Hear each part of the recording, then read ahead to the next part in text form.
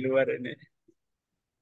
Ya, Sama Pak, dari di luar juga. iya. Baik ya, bisa dimulai ya. Silakan Pak. Baik, terima kasih. Assalamualaikum warahmatullahi wabarakatuh. Waalaikumsalam warahmatullahi wabarakatuh. Assalamualaikum warahmatullahi wabarakatuh. Bismillah, alhamdulillah, la hawla wa la quwwata illa billah. Allah Ta'ala fil Quranil Karim, a'udzu billahi minasyaitonir rajim. Wa likulli jatin mimma 'amilu wa liyaqiyahum a'malahum. Sadaqallahul azim. Ibu bapak yang saya banggakan, saya mohon maaf, ini saya lupa, dikira saya masih ada satu pertemuan lagi. Ternyata saya diingatkan oleh kelas sebelah itu, ini Bapak pertemuan yang terakhir. Jadi masih ada sisa hutang untuk pertemuan Zoom gitu yang sinkronus ya. Jadi gak apa-apa, nilai yang sebelumnya sudah masuk semua, nanti tinggal saya rekap dan ini hutang saya untuk dibayarkan pertemuan langsung ya, Zoom meetingnya. Kemudian berikutnya tentu saya ingin minta maaf kalau selama ketemu dengan saya ada hal-hal yang kurang berkenan. Nah, mudah-mudahan nanti kita ketemu lagi di mata kuliah yang berbeda ya di semester yang Amin. akan datang. Amin. Baik, Ibu Bapak yang saya hormati, saya ingin menyampaikan materi ini sama seperti tadi pagi yang saya sampaikan di jam 7.30 di kelas sebelumnya tentang pendidikan bukan meyatim piatukan anak dan memonsterkannya.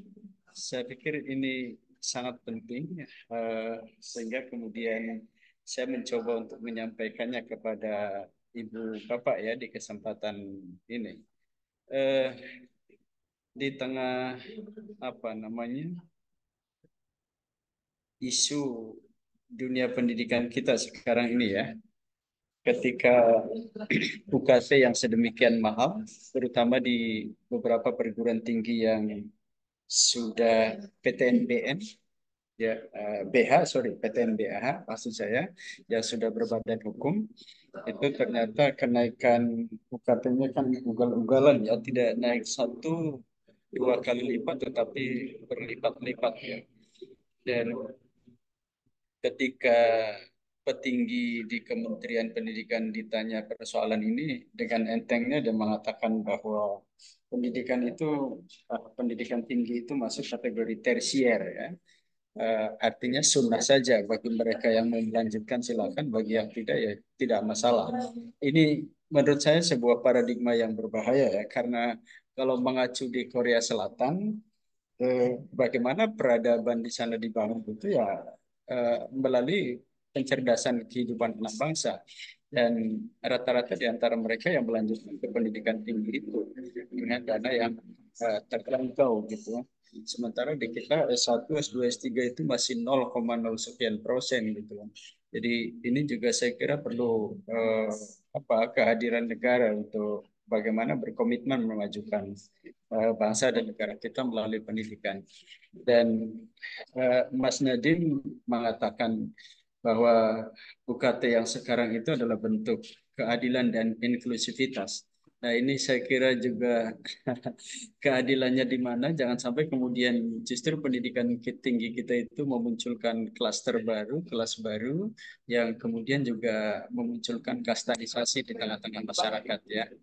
Nah, saya ingin menyampaikan ini di tengah era digitalisasi seperti sekarang yang terjadi, dan ini tidak bisa terhindarkan bahwa ini yang pernah saya sampaikan sebagai sebuah pengantar ya, bahwa dunia pendidikan kita itu adalah dunia yang amat kompleks, menantang dan mulia. Kenapa saya katakan kompleks? Karena spektrumnya yang sangat luas. Bicara apapun pasti bicara dan berkelindan dengan persoalan pendidikan. Ya pasti berkaitan dengan persoalan pendidikan. Bicara kemiskinan pasti ada kaitannya dengan pendidikan. Bicara peluang kerja itu pasti berkaitan dengan pendidikan. Bahkan juga persoalan SDM kita bermutu atau tidak juga itu kan terkait dengan persoalan pendidikan.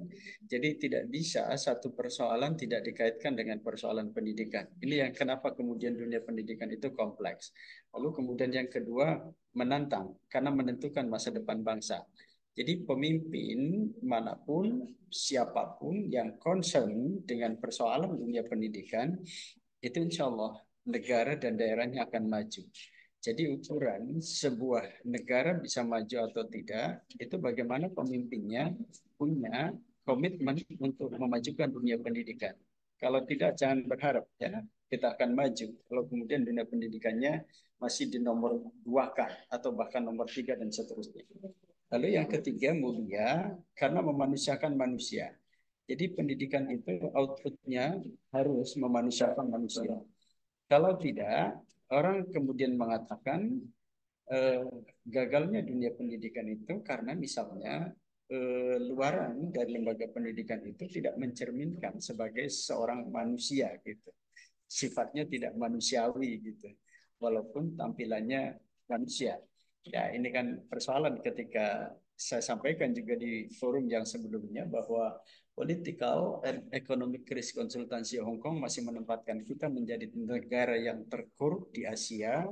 Kemudian masyarakat transparansi internasional juga menempatkan kita menjadi negara yang paling korup nomor 6 di muka bumi ini. Lalu kemudian ketika ada orang mengatakan ini gagalnya dunia pendidikan kita, itu bisa jadi sebuah kebenaran ya. Karena harusnya luaran lembaga pendidikan itu memanusiakan manusia. Baik. Kemudian ini yang menarik teman-teman ya, bahwa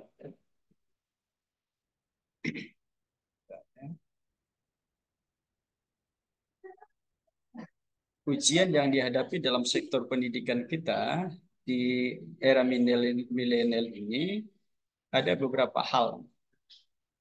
Pertama, bergenggamnya di tangan dan setiap saat muncul apa yang dibutuhkan terjawab secara instan, informasi dan pendidikan. Ini betapa sangat cepatnya informasi pendidikan ini diterima oleh anak. Nah, ini kemudian juga harus disikapi oleh guru, oleh pendidik, oleh dosen, dan oleh para ustadz kita sekarang ini. Dan kemarin pernah saya sampaikan bahwa ketika ada pertanyaan siapa yang lebih menarik menyampaikan materi, guru atau internet? Kalau jawabannya internet kan eksistensi kita akan semakin berbahaya gitu kan. Siapa yang lebih lengkap menyampaikan materi, guru atau internet? Lagi-lagi kalau kemudian jawabannya internet, ini juga sebuah masalah yang seharusnya kita kita jawab ya. Jangan sampai kemudian posisi kita itu akan terpinggirkan oleh majunya di era teknologi ini di kalangan milenial. Jadi sekarang ini informasi sedemikian cepat di tangan mereka saat ini juga dan instan, yang terkadang apa yang diminta ke ibunya, di mamahnya, dia tidak bisa dikabulkan. Tapi kemudian di gadget yang ada di tangan mereka itu bisa dikabulkan, bisa dijawab pada saat itu juga. Jadi sangat sangat luar biasa ya kemajuan informasi kaitannya dengan pendidikan kita sekarang. Lalu yang kedua, teknologi informasi dan komunikasi memberikan kemudahan-kemudahan dalam mengakses informasi dan pendidikan melebihi kemudahan yang diberikan guru dan kedua orang tuanya di rumah. Jadi tadi yang saya sampaikan bahwa teknologi informasi dan komunikasi sekarang ini itu akses anak bisa mengeksplor kapanpun dimanapun sedemikian cepat ya sedemikian mudah gitu. Jadi kalau sekarang mohon maaf mau nakal-nakalan membuat materi, bikin penelitian gitu. Data-data itu kita klik artificial intelligence aja udah lengkap semuanya. Ya, jadi hal-hal yang kita butuhkan sekarang ini bisa kita akses dengan mudah informasinya. Lalu yang ketiga, all-easy. Kemudian ini sekaligus menjadikan sebagai sebuah jebakan yang dengan sadar dilakoninya dengan taat, ditambah tidak adanya perhatian pemerintah dalam hal regulasi pendidikan masyarakat, telah secara nyata mementahkan seluruh proses pendidikan pada lembaga formal, non-formal, maupun informal. Jadi maksud saya begini, kemudahan yang diberikan itu ternyata tidak dibarengi dengan regulasi, tidak dibarengi dengan aturan yang mencoba untuk membatasi akses anak-anak kita gitu. Ya, Misalnya, mohon maaf ya, situs-situs tertentu yang seharusnya tidak boleh diakses oleh mereka, itu dengan mudahnya diakses oleh anak-anak didik kita. Sehingga itu mementahkan proses pendidikan, terutama di bidang karakter yang diberikan di lembaga formal, sekolah, non formal di tengah-tengah masyarakat, maupun lembaga informal yang ada di keluarga kita. Sehingga kalau kemudian bahasanya Ki Hajar Dewantoro, kalau kemudian tidak ada sinergitas antara tiga lembaga itu, formal, non formal, dan informal, maka eh, apa namanya, mengkonstruksi pendidikan kita itu akan kurang efektif ya, kalau kemudian tidak ada sinergitas itu. Maka harusnya ada sinergitas antara lembaga pendidikan formal, non formal maupun informal. Lebih-lebih tentu peran pemerintah ya untuk membuat regulasi di bidang pendidikan supaya kemudian anak-anak kita tentu tidak secara bebas mengakses hal-hal yang tidak diperlukan ya oleh mereka gitu misalnya. Oke, kemudian eh, ini teman-teman kita akan coba lihat makna pendidikan ya. Nanti kita sampai kepada persoalan pendidikan bukan meyakinkan anak dan memonsterkannya. Pendidikan menurut Undang-Undang Sistem Pendidikan Nasional Nomor 20 Tahun 2003 merupakan usaha sadar ya. Itu ada usaha sadar. Ada kata usaha sadar itu artinya bahwa pendidikan itu betul-betul dirancang oleh kita dengan sebaik-baiknya, dengan persiapan yang cukup matang. Gitu. Ya, pendidikan dalam konteks pembelajaran itu kan dipersiapkan oleh kita, misalnya guru itu mempersiapkan RPP atau sekarang dalam bentuk modul. Ya, kemudian dosen juga mempersiapkan SAP ya untuk bagaimana proses perkuliahan selama satu semester itu. Jadi tidak kemudian dalam bahasa Indramayu itu pujare gebrageba ya. Pujare gebrageba itu apa ya? Apa yang terjadi esok hari aja gitu. Apa ketika dia ngajar itu. Tidak, tapi paling tidak malamnya dipersiapkan. Itu yang dimaksud dengan usaha sadar ya. Lalu kemudian terencana untuk mewujudkan suasana belajar dan proses pembelajaran agar peserta didik secara aktif mengembangkan potensi dirinya, kepribadiannya, kecerdasan, akhlak mulia, serta keagamaan, pengendalian dirinya, masyarakat, bangsa, dan negara. Ini menarik, saya kira rumusan ini. Betapa tujuan pendidikan itu di Undang-Undang Nomor 20 Tahun 2003 itu ada banyak bermuatan dalam bahasa Mas Nadiem itu disebutnya dengan soft skill di kurikulum Merdeka itu. Ya, hard skill itu, kecerdasan itu hanya satu aspek saja itu di rumusan tentang definisi pendidikan di Undang-Undang Nomor 20 Tahun 2003 itu. Sisanya itu soft skill. Ya, ketika kita bicara potensi anak, kepribadian anak, akhlak mulia, gitu, pengendalian diri, itu tuh bicara soft skill. Ya, yang dalam bahasa Daniel Goleman, soft skill itu menyumbang 80% kesuksesan seseorang. Ya, jadi intellectual quotient itu, kecerdasan itu, kata Daniel Goleman hanya menyumbang 20% saja terhadap kesuksesan seseorang. Bahkan penelitian yang terbaru itu hanya nyumbang 8% aja IQ itu. Sisanya adalah spiritual question atau emotional question. Yang itu yang disebut oleh Mas Nadiem dengan soft skill ya. Jadi Anda memiliki kemandirian, kedisiplinan, jiwa kepemimpinan, pengendalian diri, mampu menghormati orang lain, itu soft skill yang akan bisa menjamin seseorang bisa lebih sukses ketimbang mereka yang cerdas tetapi tidak memiliki soft skill. Ya, itu yang kemudian menarik dalam bahasa eh, Profesor Edi Mulyasana itu, dosen saya itu dulu pernah mengatakan ketika eh, saya kuliah dulu itu, ke depan kemampuan seseorang akan dikalahkan oleh seseorang yang mampu membuat jejaring, networking, kolaborasi ya dengan baik.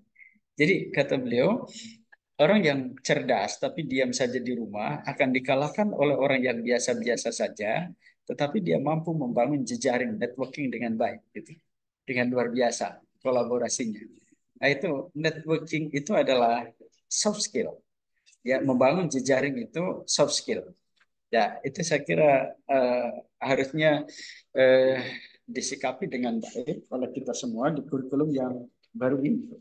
Ya, sehingga kita tidak terlalu mementingkan angka-angka, skor, ranking anak, tetapi dia tidak memiliki soft skill.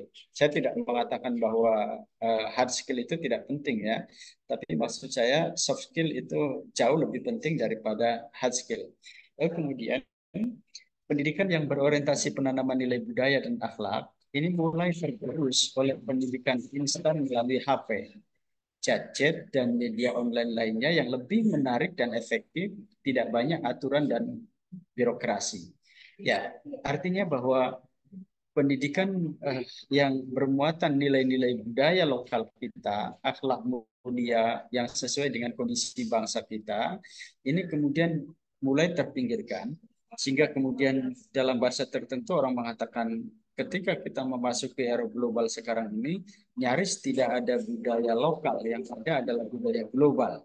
Ya itu kan karena kehadiran gadget, kehadiran HP dan media online lain yang ternyata lebih menarik ya di kalangan milenial itu. Kemudian kebebasan anak-anak memegang peralatan komunikasi tanpa kendali satu sisi menjadi bukti bahwa generasi masa kini akrab dengan perubahan zaman, tetapi ini juga sisi lain ya, bisa bermasalah gitu maksudnya ya. Jadi artinya dengan kemajuan teknologi ini kita komunikasi semakin cepat, bahkan juga tanpa ada sekat di antara kita.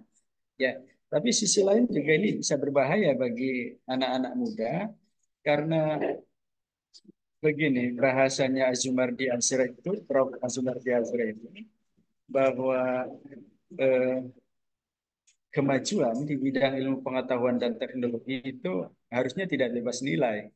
Ya, dia harus dikawal dengan agama gitu. Dia harus dikawal dengan moral. Jadi kalau kemudian ilmu pengetahuan dan teknologi ini jatuh ke tangan orang yang bermoral, maka akan maslahat. Tapi kalau ilmu pengetahuan dan teknologi ini jatuh ke tangan orang yang tidak bermoral, tidak beretika, maka akan menimbulkan kebinasaan gitu bagi umat manusia. Ya. Contohnya nuklir jatuh ke tangan orang yang apa namanya bermoral itu akan digunakan di dunia kedokteran, penerangan dan lain-lain kan. Ya. Tetapi kalau kemudian nuklir ini jatuh ke tangan orang yang tidak bermoral, maka akan digunakan untuk menghancurkan kehidupan manusia. Itu yang tadi disebut oleh Prof. Azumardi Azra disebutnya bahwa ilmu pengetahuan dan teknologi itu tidak bebas nilai. Dia harus dikawal dengan moral, dengan etika, dengan jam.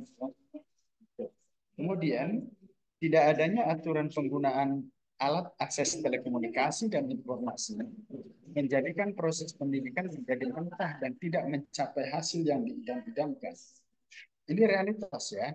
Jadi idealitas yang kita bangun, terutama dari sisi karakter, moral anak, di lembaga-lembaga formal, informal maupun non formal, itu ternyata bisa dimentahkan ya oleh kemajuan telekomunikasi dan informasi yang sedemikian cepat itu.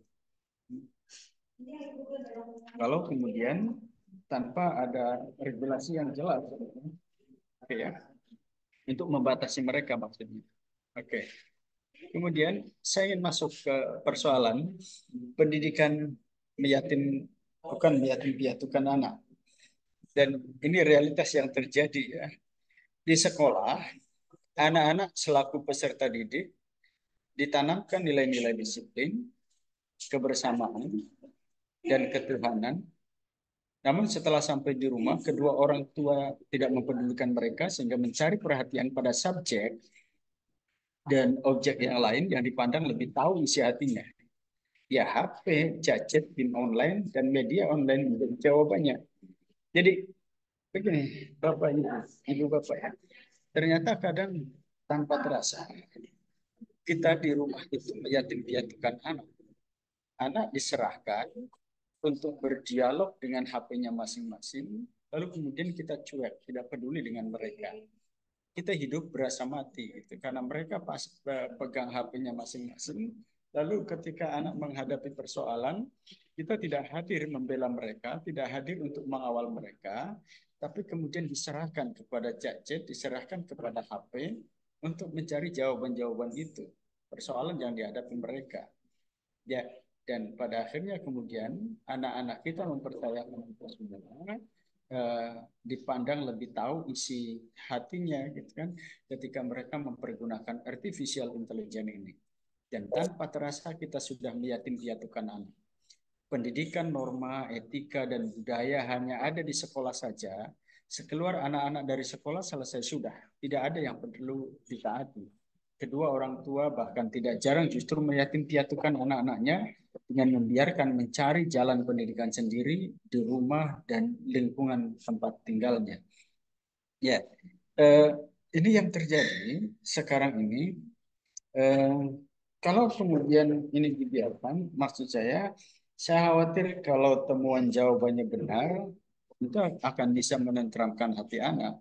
Tapi kalau kemudian temuan jawaban yang dipertanyakan oleh mereka adalah sesuatu hal yang tidak pas, salah, maka itu akan menimbulkan konflik psikologis yang berbahaya bagi anak.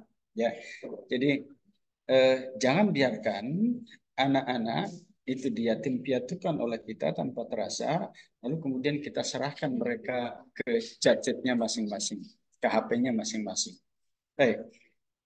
Kemudian pendidikan berkebudayaan. Kebudayaan adalah kegiatan pikiran serta kemampuan untuk menyerap keindahan dan perasaan manusia. Ya, maka ada juga definisi pendidikan dalam konteks yang lebih sempit, itu didefinisikan pendidikan itu adalah pewarisan budaya. Ya, artinya budaya-budaya yang sudah ada dan melekat lalu dilakukan oleh para pendahulu kita diwariskan kepada generasi berikutnya. Ya, tentu sepanjang budaya itu bagus dan relevan. Ya, ini kemudian idealnya pendidikan akan menjadikan budaya manusia itu lebih meningkat dengan kualitas kebudayaan yang meningkat, arah peradaban yang mencerahkan menjadi semakin jelas. Ya, jadi kita akan berangkat dari budaya kita yang positif, lalu kemudian kita ingin meraih kemajuan tanpa menghilangkan kekhasan, gitu apa namanya, berbasis lokal itu tidak akan kita hilangkan ya. Tapi sekali lagi bahwa eh, realitas yang terjadi antara Dasein dengan Dasolem itu gapnya terlalu jauh, bahkan tidak nyambung ya. Apa yang kita harapkan dengan apa yang terjadi secara realitas itu jauh panggang dari api itu maksudnya ya, nggak nyambung. Keinginan hati proses pendidikan memunculkan manusia yang berbudaya, berakhlak dan beradab, namun yang mewujud adalah manusia yang bengal dan biadab. Ya, contohnya koruptor gitu misalnya. Nah, budaya ini saya kira budaya instan yang semacam ini yang kemudian menganut pandangan bahwa yang penting senang dengan hedonismenya, bahwa kemudian untuk mencapai kesenangan itu dengan cara apa itu persoalan lain. Ya, ini saya kira sudah merasuki para pejabat kita misalnya, yang kalau kita komparasikan dengan, mohon maaf kalau saya menyebut Finlandia ya, pejabat di Finlandia itu ketika ditanya kenapa Anda tidak melakukan pelanggaran dari sisi moral ketika menjabat itu, jawabannya sederhana, Ibu Bapak. Mereka mengatakan kita tidak takut dihukum, tetapi saya takut bahwa apa yang saya lakukan ini nanti akan ditiru oleh generasi berikutnya. Dan ini yang terjadi di kita, apa namanya, korupsi difragmentasikan oleh para pemimpin kita yang senior, yang pada akhirnya kemudian banyak pemimpin-pemimpin kita yang notabene masih muda itu mengalami disorientasi nilai, lalu kemudian banyak di antara mereka yang terjerat persoalan hukum, OTT itu misalnya. Ya, karena ya itu tadi, dia ingin meniru apa yang dilakukan oleh seniornya, oleh para pendahulunya. Ya, betapa kalau kemudian dikatakan political and economic risk konsultansi Hong Kong menempatkan kita menjadi negara yang terkorup, itu kan persoalan yang saya kira dari sisi pendidikan gagal dunia pendidikan kita karena tidak bisa menghasilkan manusia yang berbudaya, berakhlak dan beradab gitu. Ya. Oke, saya ingin cepat supaya kemudian nanti barangkali ada pertanyaan silakan ya. Oke, kemudian eh, pendidikan itu bukan memonsterkan anak ya. Monster ini secara fisik masih berwujud manusia. Hanya pikiran, mentalitas, dan jiwanya saja yang rusak, menjauh dari nilai-nilai kemanusiaan. Segala sesuatu yang tidak sesuai dengan keinginan dan cita-citanya akan dihancurkan karena dianggap sebagai penghalang. Monster itu kan begitu. Ya, kalau dalam bahasa Cirebon itu wal-wal kedua lembuk kadal sing penting diuntal. Apakah itu haram atau halal itu persoalan lain. Dan ini apa budaya hedonis kapitalis yang semacam ini sudah merasuki di kita gitu kan. Ya, dan itu mental monster kan. Ya, jadi kalau ada keinginan dan cita-cita yang kemudian eh, menghalangi dia akan lawan gitu. Ya, betapa ketika sekarang ada pembulian di kalangan anak-anak pelajar kita yang tidak hanya sekedar bully tapi sudah masuk kategori pidana, itu sering kali terjadi di kita. Ya, betapa nilai-nilai kemanusiaan itu semakin degradasi ya, di eh, apa namanya diturunkan grade-nya, di downgrade gitu oleh kita karena ini dianggap sebagai kegagalan pendidikan kita. Ini saya ingin menyebut contoh misalnya para pejabat kita saling jegal, saling sikut, bahkan tidak jarang saling menjatuhkan satu sama lain secara kasar atau tidak untuk mencapai tujuannya gitu. Ya, ya ini kan mental-mental monster ya. Jangan sampai kemudian ini terjadi pada anak-anak kita. Ya, kalau terjadi ya berarti pendidikan kita sudah mencetak monster-monster baru gitu. Manusia monster sebagai produk pendidikan yang asal-asalan, berorientasi materi, pemuja kesenangan, dan meninggalkan aspek nilai dan normal yang diagungkan, menjauh dari aspek kemanusiaan. Ini yang saya maksud dengan memonsterkan anak, ya. Jadi pendidikan jangan kemudian memonsterkan anak. Nah, apa yang harus kita lakukan?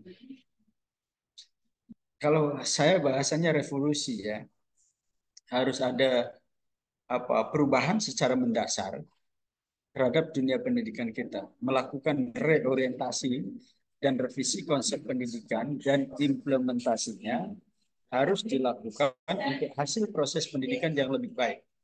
Jadi jangan asal jalan, ya, jangan sambil gitu, sambilan untuk membuat orientasi tujuan kita ini semakin semakin kompetitif, komparatif, bahkan kemudian menjadikan anak tidak hanya cerdas, pandai, tetapi juga dia bermoral, gitu, beretika. Ya.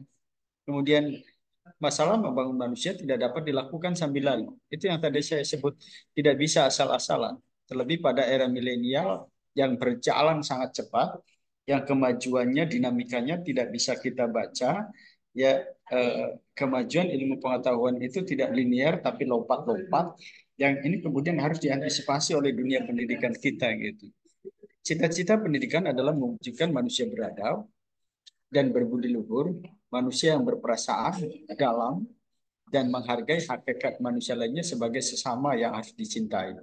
Jadi ada tujuan yang lebih luhur daripada hanya kita mencerdaskan kehidupan bangsa, tapi bagaimana ini yang pada tahun 2005 UNESCO itu pernah membuat definisi pendidikan atau dalam konteks lebih kecil itu belajar itu harus memenuhi empat pilar ya. Learning itu learning to know. Yang pertama kata UNESCO. Pendidikan itu harus bisa menjadikan dari yang tidak tahu menjadi tahu, dari yang tidak bisa menjadi bisa. Tetapi tidak berhenti sampai di situ pendidikan itu. Maka ada aspek yang kedua, learning to do. Dia bisa melakukan, dia bisa mempraktekkan, dia bisa mengerjakan dari pengetahuan yang didapatkannya. Jadi bisa merekonstruksi pengetahuannya kembali dalam bentuk apa namanya perilaku ya, pekerjaan atau skill ya, keterampilan. Lalu learning to be, menjadi, menginternal, mendarah daging dalam dirinya. Nah, ini yang kemudian kelemahan kita kadang tidak be gitu. Ya, tidak menginternal. Kita beriman kepada Allah, mohon maaf. Tapi kemudian tidak memberikan rasa aman kepada orang lain kan. Ya, saya kok rasanya terkejut ketika guru besar UIN Bandung, Prof. Afif Muhammad itu bermalam di Kanada, lalu kemudian beliau bermalam di rumah penduduk, tapi ketika bermalam di rumah penduduk itu dia tiap malam rumahnya penduduk itu majikannya itu tidak pernah dikunci pintu rumahnya. Ya, tapi mau bertanya juga malu Prof. Afif Muhammad ini. Tapi ketika kemudian eh, mau pulang, terpaksa dia tanyakan ini. Kenapa kalau malam rumah Anda tidak pernah dikunci pintunya? Majikannya malah bertanya balik, tidak menjawab pertanyaan dari Prof. Abid Muhammad ini. Kenapa harus dikunci? Kalau kita merasa aman. Kunci itu kan karena kita tidak merasa aman kan. Jadi sangat luar biasa ada rasa aman di negeri yang penduduknya tidak beriman gitu ya kepada Allah. Karena iman itu kan berasal dari akar kata amana yu'minu imanan. Yang salah satu makna iman itu bisa bermakna aman. Kita ini kan kadang merasa tidak aman di negeri penduduknya beriman kepada Allah gitu kan. Nah, ini kan ada dasin dengan dasolem kadang nggak nyambung, nggak ketemu gitu. Terjadi gap yang sangat jauh. Ya, bahkan yang eh, lebih apa namanya real lagi itu seorang tokoh ormas keagamaan terbesar di kita ini ketika jalan-jalan ke eh, Kanada juga ya itu em, dia karena mindset Indonesia di halte bus itu karena menunggu lalu kemudian ada bus dia buru-buru masuk ke mobil bis ya tapi 3 jam kemudian dia baru ingat bahwa kameranya ketinggalan di halte gitu. Karena mindset Indonesia dia buru-buru balik lagi ke halte. Tapi apa yang terjadi? Saat di luar dugaan, itu, kamera di halte itu tidak bergeming sedikit pun gitu, masih ada di situ. Kan luar biasa itu dia begitu kaget. Bandingkan apa yang terjadi di kita ketika masyarakat kita merasa beriman, orang-orang yang Muslim gitu misalnya, ya kita wudhu buru-buru, HP kita taruh di situ di tempat wudhu, 3 menit lupa balik lagi ke situ sudah tidak ada HP itu. Ya, ketika dihubungi, diceramai kita itu kan, mohon maaf, HP Anda berada di luar jangkauan. Karena ini yang terjadi di kita gitu. Jadi maksud saya betapa persoalan ini eh, menjadi tidak to be gitu, tidak be dalam pembelajaran kita. Lalu yang keempat, UNESCO menyampaikan pilar yang keempat dalam pembelajaran itu adalah learning to live together. Kita bisa hidup berdampingan dengan orang yang berbeda pahamnya dengan kita, karena ada keyakinan sepanjang itu memasuki wilayah interpretasi, maka semua boleh jadi benar dan boleh jadi yang lain bisa jadi punya potensi salah gitu kan. Tetapi kita saling menghormati karena itu wilayah interpretasi ya karena yang berhak benarnya itu adalah Allah kan jadi kita suka dengan pandangan Prof. Nurholis Majid ketika kita membenarkan pandangan kita interpretasi kita maka kita sudah dianggap musyrik karena kita sudah mensejajarkan diri dengan Tuhan gitu ya mutlak kebenarannya itu. Jadi sepanjang wilayah interpretasi semua orang punya potensi benar ketika dia memiliki dalil, tetapi juga dia bisa punya potensi salah kalau tidak ada dalilnya, gerak patokannya. Nah, ini saya kira menarik ya, apa yang disampaikan oleh UNESCO itu. Jadi pembelajaran itu tidak hanya berhenti pada aspek know, tapi tiga hal lain itu ada pada performa pelajar kita ketika mereka sudah selesai mengenyam pendidikannya. Oke, kemudian eh, pendidikan adalah wilayah netral yang bisa dimasuki oleh siapa saja tanpa memandang identitas. Pendidikan bersifat objektif. Jadi pendidikan itu ya mengajarkan kita untuk tadi itu learning to live together. Walaupun dia berangkat dari suku apa, agama apa gitu kan, yang berbeda dengan kita ya identitasnya seperti apa itu bisa masuk dan kita bisa berdampingan dengan mereka. Kemudian, revolusi pendidikan perlu segera dijalankan dengan mengubah orientasi pendidikan dari watak elitis hanya mengejar-ngejar pangkat kedudukan tanpa memperhatikan pembentukan karakter manusianya. Ini yang kemudian saya pernah menulis tentang apa itu skandal gelar tanpa nalar. Ya, orang banyak mengejar kedudukan, jabatan, bahkan gelar tanpa kemudian melakukan proses yang benar gitu. Ya, ini kan bagaimana orientasi kita berwatak elitis menjadi kaum burjuis yang kemudian menimbulkan kastanisasi baru di tengah-tengah masyarakat dan tanpa memperdulikan yang lain gitu. Bahkan bila perlu menginjak-injak mereka gitu hanya untuk sebuah jabatan kedudukan yang ingin diarahi. Tanpa semua itu pendidikan tidak sekedar transfer ilmu saja. Ya, jadi tidak boleh pendidikan itu hanya transfer of knowledge ya, hanya transfer ilmu saja. Tapi ada yang jauh lebih penting, bagaimana mengawal moral anak ya. Saya kira itu Ibu Bapak yang ingin saya sampaikan tentang pendidikan kita itu tidak meyatim piatukan anak dan memonsterkannya. Dan mudah-mudahan ini tanggung jawab kita, terutama guru-guru agama, supaya mengawal mereka tidak hanya cerdas dari sisi intelektual, tetapi juga mereka cerdas secara emosional dan spiritual. Saya kira ini yang ingin saya sampaikan. Kalau ada hal yang ingin dipertanyakan, ya dipersilakan. Kita batasi 3 orang gitu ya, 3 mahasiswa. Kalau ada. Silakan Pak Nailul Ansori dan teman-teman yang lain. Kalau ada persoalan yang ingin kita diskusikan. Pak Syehu misalnya. Pak Kiai. Atau yang lain. Ini ada yang nama luar biasa. Chief Freedom. Assalamualaikum Pak. Waalaikumsalam warahmatullahi wabarakatuh. Pak Supriyatna. Iya, izin bertanya Pak. Oke. Tadi kan dalam pembahasan pendidikan itu bukan memonsterkan anak. Nah, dalam pendidikan misalkan di jenjang SMP Pak, misalkan mendidik untuk melatih kedisiplinan, tanggung jawab itu, tapi dengan secara tegas atau bisa antara tegas dan galak itu beda tipis. Nah, itu bagaimana Pak? Apakah itu nantinya ada pengaruh terhadap anak ketika sudah besarnya bisa dikatakan sebagai khawatir jadi monster gitu seperti yang tadi dijelaskan barusan. Ya, terima kasih Pak itu. Assalamualaikum warahmatullahi Baik. wabarakatuh. Assalamualaikum warahmatullahi wabarakatuh.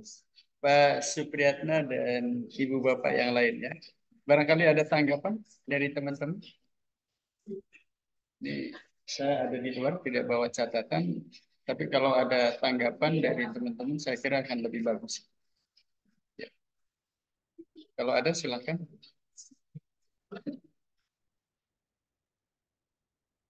Tapi yang jelas begini, Pak Supriyatna ya. Mana? Oh ya, ada nih, Pak Supriyatna. Ada 3 dosa besar dalam dunia pendidikan itu. Pertama, bullying atau bullying, perundungan. Lalu yang kedua, intoleran. Dan yang ketiga, pelecehan seksual. Ya, ini tidak boleh terjadi dalam dunia pendidikan kita. Tadi kalau kasus tentang kita mencoba menegakkan disiplin tegas, ya. Jadi tegas, disiplin dengan galak, yang hukumannya tidak edukatif, itu berbeda. Ya, sekarang ini dengan pendekatan konstruktivisme, bukan behaviorism. Dulu behaviorism, ya, behaviorism itu mencetak anak-anak seperti seperti robot yang hanya digerakkan oleh gurunya, sehingga guru itu hanya banyak melakukan stimulus and respon. Jadi memberikan stimulus yang sebanyak-banyaknya. Kalau kemudian siswa bisa merespon dengan baik, itu berarti pendidikan sudah berhasil, pembelajaran sudah berhasil. Nah, kalau kemudian stimulus and respon, maka di situ ada reward and punishment. Ya, reward and punishment. Nah, kalau kemudian ada anak melakukan respon yang baik, maka diberi reward oleh gurunya. Tapi kalau kemudian respon terhadap stimulus yang diberikan oleh gurunya rendah atau tidak bagus, tidak baik, maka dia akan dikasih punishment, hukuman. Ya, misalnya dulu ketika saya SD itu, kalau jam 7 itu ada suara lonceng, ya, bunyi lonceng itu. Kemudian begitu lonceng berbunyi, itu artinya saya harus baris di depan pintu kelas itu. Ya, lalu kemudian baru siap belajar. Lalu berikutnya begitu. Ketika kemudian tidak diberikan lonceng, kalau sudah jam 7 ya sudah, kita harus baris di depan kelas itu. Nah, kalau tidak, maka akan dipunishment, dihukum. Ya, hukuman fisik itu dulu lebih ditonjolkan. Ya, tapi sekarang ketika hukuman dalam penegakan disiplin lebih berbau pada persoalan persoalan fisik, ini akan berbahaya. Ya, karena era kita semakin transparan, lalu yang kedua, penegakan hak asasi juga ini menjadi sesuatu hal yang sering dikedepankan oleh orang tua kita gitu. Ya, sementara kadang perlindungan kepada guru juga masih lemah dari organisasi profesi guru itu. Ya, sehingga kalau menurut saya harusnya punishment itu lebih bersifat edukatif, gitu. Tidak berbau fisik, bahkan kemudian juga arahnya kepada persoalan pidana, gitu. Ya, apalagi nanti secara psikologis apa yang dilakukan oleh guru itu akan nempel ke anak ketika dewasa, gitu. Jadi apa perlakuan orang dewasa kepada kita ketika kecil itu nanti akan dilakukan oleh mereka ketika mereka sudah dewasa. Tindak-tindak kekerasan, kemudian jangan dikira loh, mohon maaf, kasus sodomi yang menimpa anak-anak kita itu, ya kalau kemudian itu dilakukan, itu akan menjadi trauma, tapi juga bisa jadi dia akan melakukan hal yang sama nanti ketika dia besar. Ya, jadi soalnya harus hati-hati, apalagi guru di sekolah-sekolah yang masih membutuhkan kita sebagai prototipe, sebagai uswatun hasanah, kita harus lebih berhati-hati saya kira. Saya kira itu ya Pak Supriyatna. Atau ada pandangan lain dari teman-teman?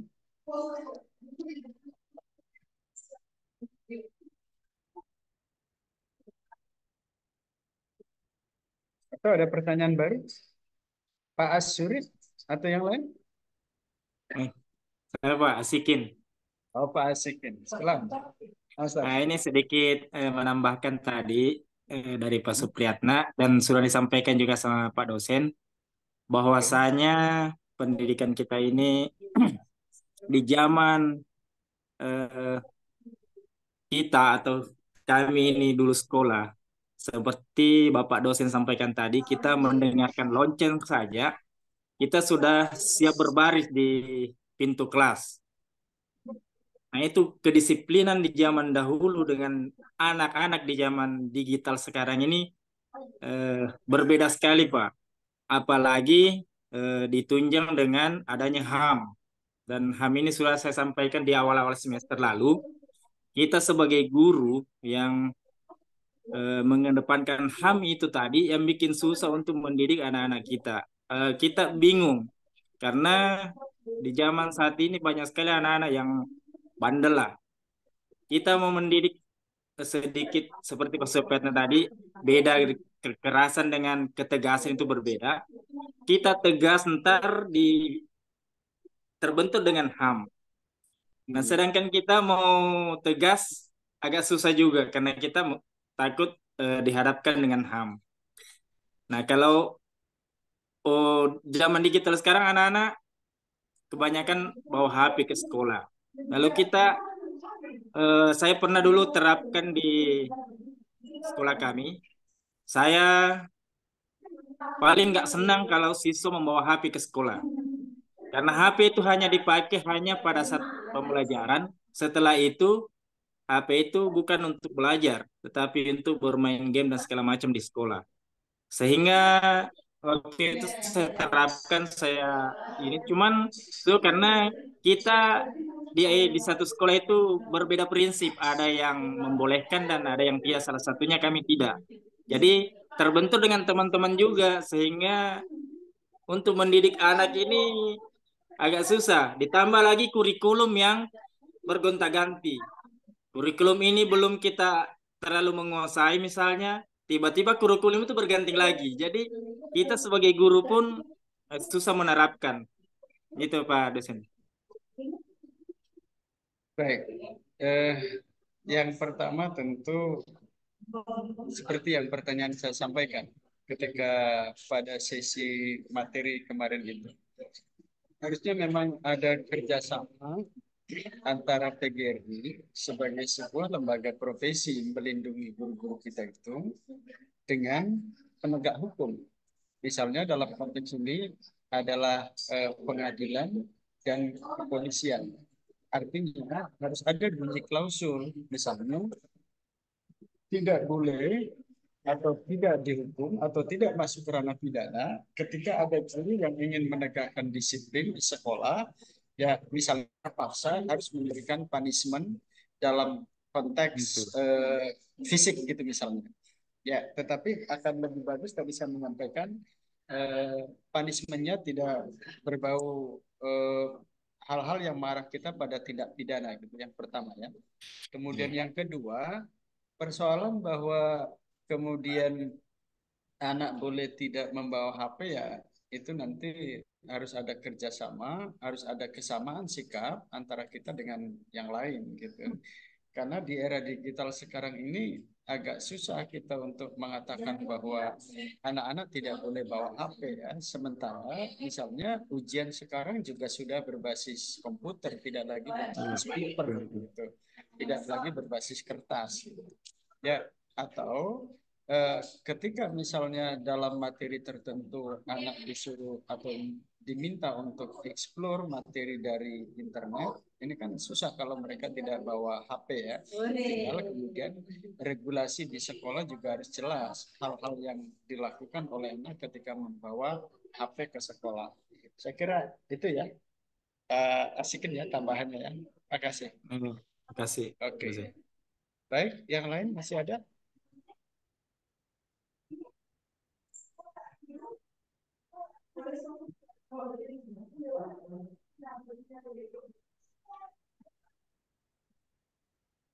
Kalau dianggap cukup, saya pamit. Masih di luar ini Pak Supriyatna.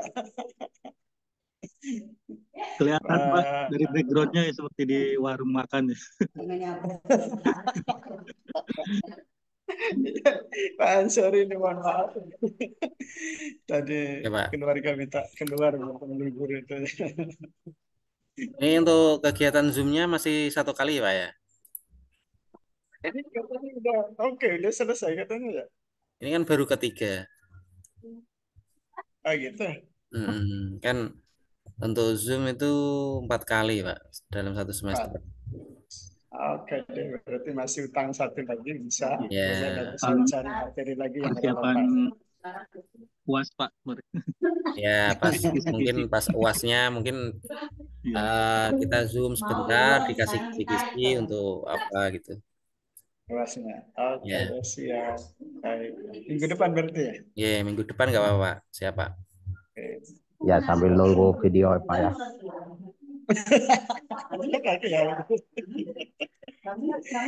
Nanti saya kirim lagi. Saya tutup lagi itu Pak. Tutup lagi Pak. Siap. Oke. Pak Haji Umri nih, Pak Haji Umri.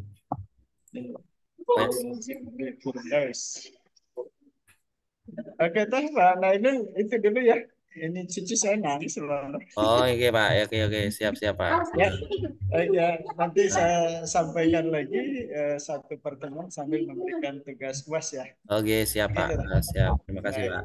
Terima kasih teman-teman, ibu bapak yang saya hormati. Saya minta maaf kalau ada hal-hal yang kurang berkenan. Senang saya ketemu Sama dengan Pak. ibu bapak. Ya, mudah-mudahan nanti di semester berikutnya bisa ketemu lagi. Ini luar biasa Amin. kelas A5 dan Amin, A6. amin. Saya suka betul Ya Allah. diskusi-diskusinya.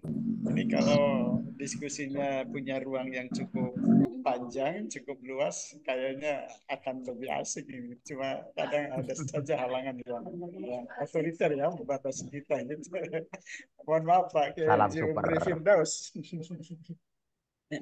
Baik, saya kira ini. Mohon maaf. Hasbunallahu wa ni'mal wakil. Billahi fisabilil haq. Wallahul muwaffiq ila aqwamit thariq. Assalamualaikum warahmatullahi wabarakatuh. Waalaikumsalam warahmatullahi wabarakatuh. Waalaikumsalam. Sallallahu